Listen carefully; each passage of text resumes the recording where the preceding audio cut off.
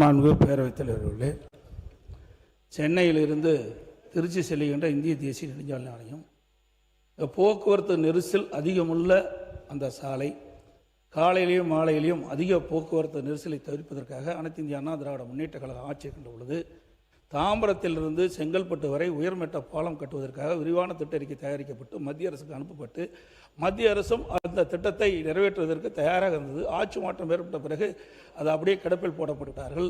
ஆகவே இந்த அரசு இந்த கிடப்பில் போடப்பட்ட சென்னையிலிருந்து திருச்சி செல்கின்ற தாம்பரத்திலிருந்து செங்கல்பட்டு செல்கின்ற அந்த உயர்மட்ட பாலத்தை கட்டுவதற்கு மத்திய அரசோடு தொடர்பு கொண்டு அந்த திட்டத்தை நிறைவேற்றுவதற்கு அரசு முன்னுரிமை என்பதை தங்கள் வாயாக அறிய விரும்புகிறேன்.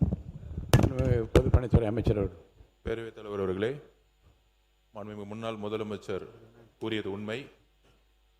நம்மளுடைய மானிய கோரிக்கையிலேயே சென்னையிலிருந்து கன்னியாகுமரி வரைக்கும் 8 வழிச்சாலையாக உயர்த்துவதற்கான அறிவிப்பை நம்ம கொடுத்துருக்கோம். அதுக்கான டிபிஆர் ப்ராஜெக்டை உடனடியாக நாங்கள் ஸ்டார்ட் பண்ண சொல்லியிருக்கோம். மாண்புமிகு ஒன்றிய அமைச்சரை சந்திக்கும் பொழுது இதை பற்றி கிட்டத்தட்ட ஒரு மணி நேரம் அவரோட விவாதித்தோம். அதில் முக்கியமாக சென்னையிலேருந்து கன்னியாகுமரி வரைக்கும் அதிகப்படியான போக்குவரத்து இருக்குது. இப்போ இருக்கக்கூடிய சாலைகளை 8 வழி சாலைகளாக கொண்டு வந்தால் தான் அடுத்த 30 வருஷத்துக்கான போக்குவரத்து பிரச்சனையும், குறிப்பாக இந்த ரோட்டில் தான் அதிகமான விபத்துகள் அதிகமாக நடந்துட்டுருக்கு.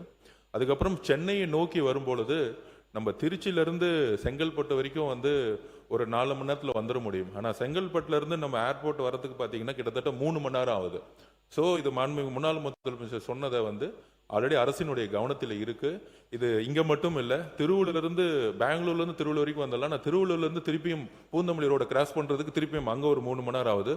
ஸோ சென்னையுடைய அதர் மாவட்டங்கள்லேருந்து மற்றொரு மாவட்டங்கள்லேருந்து உள்ளே வர முடியுது ஹைவேஸில். ஆனால் அந்த சென்னை சுற்றி இருக்கக்கூடிய செங்கல்பட்டாக இருக்கட்டும், திருவள்ளூராக இருக்கட்டும், இங்கே இருக்கிற மகாபலிபுரம் மாவட்டம், இது யாரெல்லாம் சென்னை நோக்கி வரும்பொழுது கிட்டத்தட்ட 3 மணி நேரம் நம்ம போக்குவரத்து நெரிசலே இருக்கிறோம்.